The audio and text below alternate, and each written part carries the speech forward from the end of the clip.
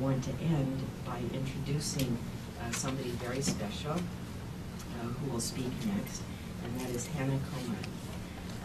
Hannah will be here in just 1 second while she's nervous. Hannah is 22. It says in an article you're 21, but I think you're 22. So she was faced with difficult times when most of us have never been faced with anything of that sort. She is as special as they come. She had a cancer of the bone. She had a lot of chemotherapy. She had extensive surgery. She had more chemotherapy, and I understand the last chemo just ended just a moment or two ago recently. So she's been through it all, and we have asked if she would come and say a few words to us. I'll just say one other thing. We work with the Dodgers, or they help us, and they donate money to us. There was a whole event just a few weeks ago, and Hannah was invited, many of us were, and she put the first baseball out on the Dodger game and sent it to her father, who caught it, and who is also a cancer survivor. So she knows things from all ways, joy and difficulty as well. She made it like all of you did. And Hannah, please come. Thank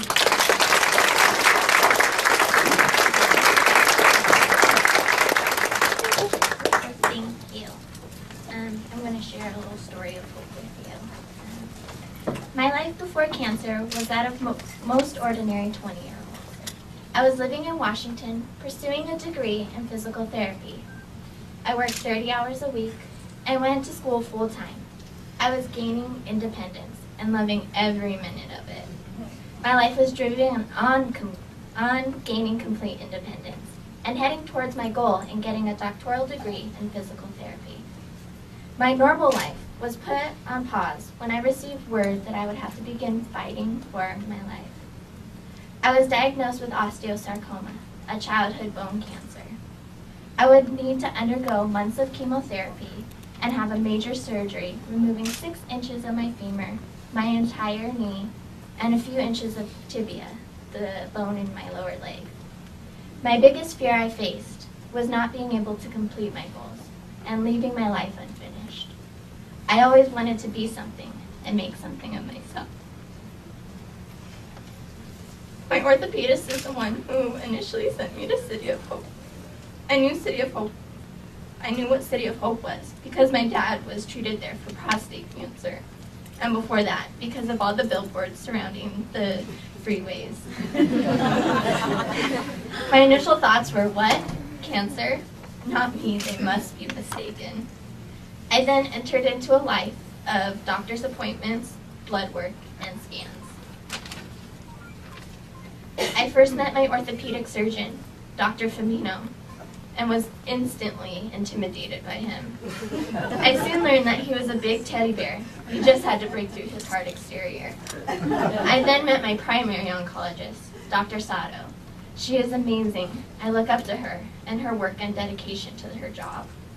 I also met Joanne Nam, a child life specialist, whom I would become extremely close with throughout the course of my treatment. She was my hospital mom, and I was her hospital daughter. She would spend hours in my room, and we would laugh and tell stories about our past to get to know each other better. I was able to confide in her and tell her things that I was afraid to tell my family because I didn't want to scare them or worry them. The nurses on the pediatric floor became family. There were a handful that I had a very special relationship with. We were close in age and had similar goals in life. I felt the nurses took the extra time to get to know me and were there through the ins and outs of every single day in the hospital. We would have nail painting parties, cry fests, and good heartfelt talks. I even had a few who would fight over who got to take care of me for the day. These bonds made me feel so incredibly special.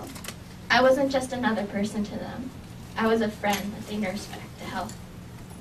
I met a girl in the hospital named Reggie. We became very close.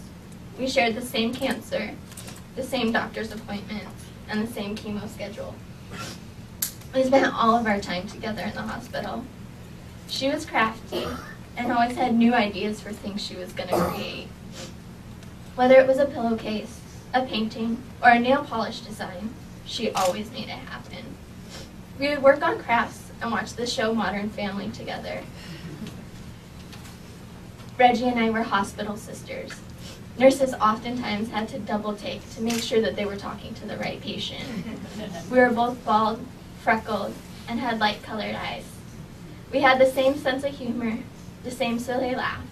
The only difference was her quiet voice.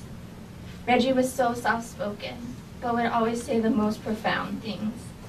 Her voice was soft, calm, and innocent. I still hear her voice in my head, reminding me not to take life too seriously. With her, the days in the hospital seemed to be not so bad. We were in the fight together. Reggie recently lost her battle to cancer, but is still with me every day. I'm wearing a necklace with her ashes in it to be with me today. Thinking of her reminds me to live every day to the fullest and laugh often. The little kids I stayed with on the pediatric floor gave me the most hope and strength during my fight. I always thought to myself, if they can do it, I can do it. One of my favorite moments was with a little boy named Xavier. He would always stop by my room, knock on my window or door, just to say hi. Xavier had such an upbeat personality that would fill my room whenever he poked his little head in. He was so brave. I oftentimes wondered to myself, where did all that strength come from? There were two families with little boys of similar age. They would take walks every night together. The boys were bundled up in little red wagons, and as they were passing my room, they would always wave hello. Those were the moments that I was reminded that we were all in the fight together. Everyone at City of Hope becomes family, and everyone roots for each other. I look back at my year of treatment, and it all seems like it went so fast. There were good days, and of course the bad, but the people surrounding me throughout my fight kept me going. I built friendships with the employees, the nurses, and the families of the patients that will last a lifetime. I am now currently a volunteer at City of Hope in the Guest Services Department. I am also working 2 jobs and starting school again in the fall. I have switched my major from physical therapy to nursing, and not just nursing of any sort. I would love to work in pediatrics here at City of Hope. I want to be able to make an impact on the patients throughout their treatment in the same way that City of Hope did for me. Cancer changed my life, but for the better. I am excited for what the future holds and where life will take me. I just know that I wouldn't be where I am today without City of Hope. I would like to thank you for taking the time to listen to my story of hope. I would like to thank the donors that have made research possible towards getting us one step closer to finding a cure. Without the research, my dad may not be here today. He was my strength, my rock throughout treatment. I don't know what I would have done without him. Although Reggie is not with us anymore, we know that she is looking down on us and rooting for us to find a cure. Thank you.